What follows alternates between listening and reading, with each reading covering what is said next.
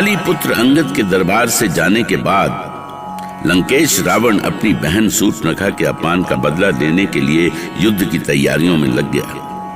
पर इधर रावण की सेना युद्ध की तैयारियां ही कर रही थी और दूसरी ओर श्री राम की सेना लंका को चारों दिशाओं से घेर चुकी थी। जबकि दूसरी ओर शूर्पणखा अपने भ्राता लंकेश से प्रतिशोध की कहानी विभीषण की भार्या शर्मा से कह रही थी कि कैसे लंकेश सहर्ष उसका विवाह उसके प्रेमी से करने को तैयार हो गया था। कैसा छल था उसके मन में। मैं जानना चाहता हूं कि क्या मेरी भगिनी किसी से प्रेम करती है? कैसा प्रेम? अश्मपुरी के सरदार विद्युजीव से?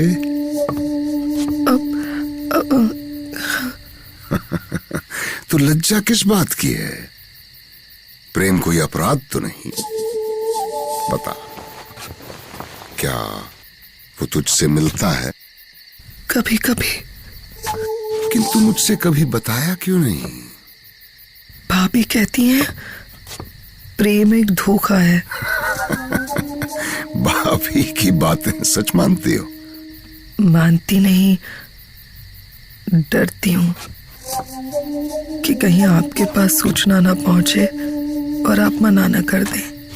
किंतु मैं प्रेम को जीवन का अनिवार्य तत्व मानता हूं।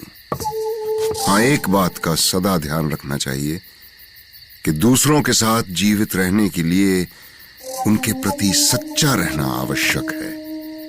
ये मैं समझती हूँ रक्षेंद्र। तो क्या तुम विद्युजीव से विवाह करना चाहती हो? हाँ।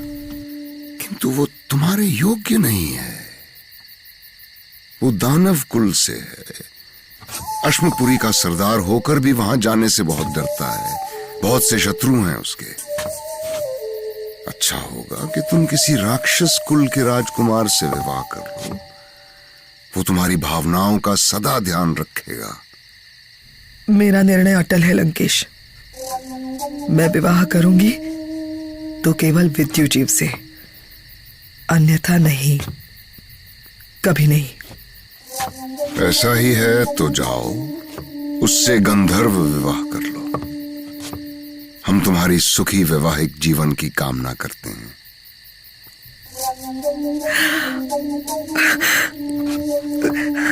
भैया, रक्षेंद्र, मैं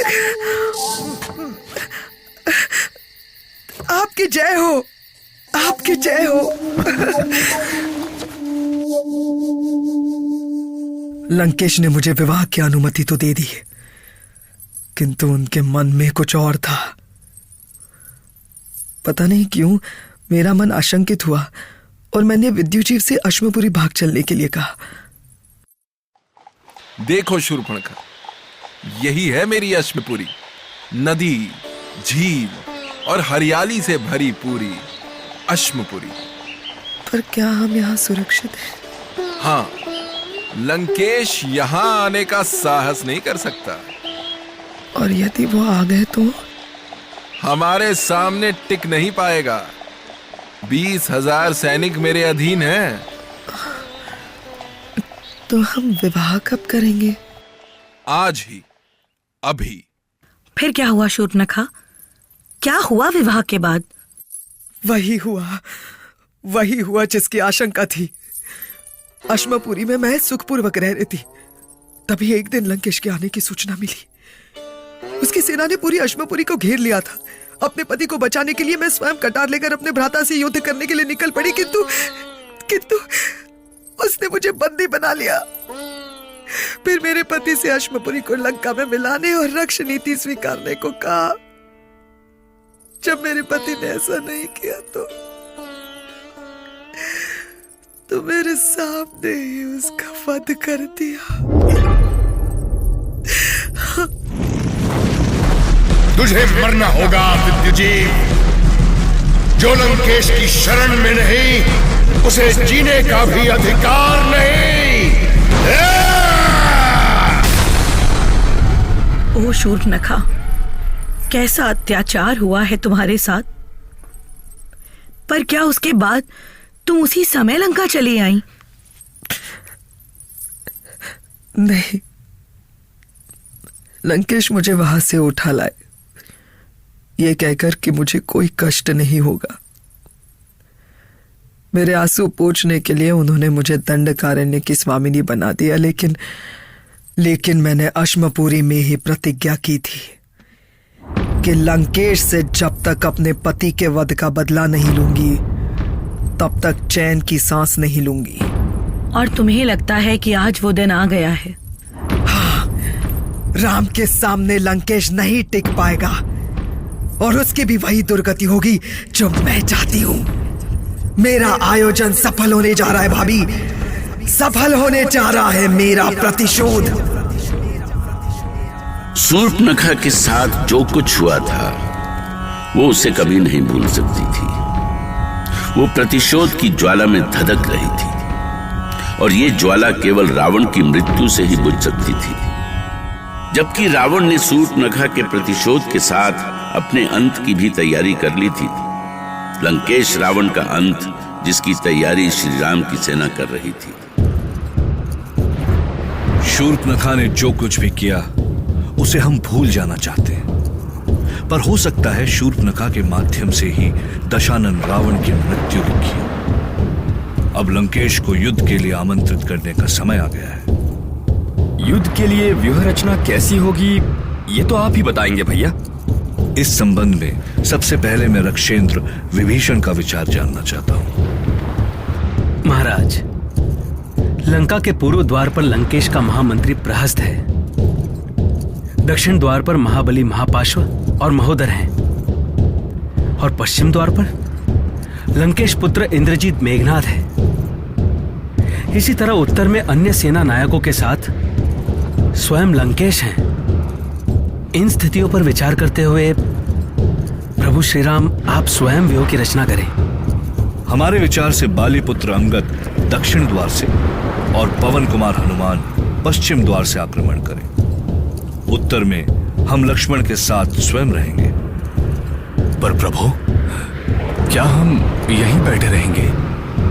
नहीं वानरराज, आप जामवंत और रक्षेंद्र विभीषण के साथ मध्य भाग से आक्रमण करेंगे। प्रभु श्री राम की, रघुपति श्री राम की। हनुमान, ये जय जयकार का नहीं युद्ध का समय है। मैं तो लंका पर चढ़ाई करने ही जा रहा था, बस उससे पहले प्रभु की जय जयकार करके उनका आशीर्वाद पाना चाहता था। क्या प्रभु के आशीर्वाद के पात्र केवल तुम ही हो हनुमान? सागर का जल तो सबके लिए होता है भैया लक्ष्मण, और जिसे आवश्यकता होती है वो तो निकालता ही है, चाहे वो किसी पात्र में निकाले या चूल्हे। तो ये जान लो कि यहाँ तुम्हारे अलावा भी लोगों के पास जल पात्र हैं। मैं कहाँ मना कर रहा हूँ भैया लक्ष्मण, आप चाहे तो। ये विवाद का विषय नहीं है हनुमान। जाओ और लंकेश के विरुद्ध युद्ध का शंखनाद करो। जो आज्ञा प्रभु।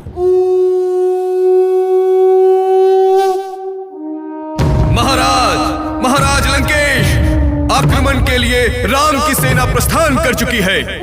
निर्भय होकर सामना करो और इंद्रजीत मेघनाथ को सूचना दो। जाओ।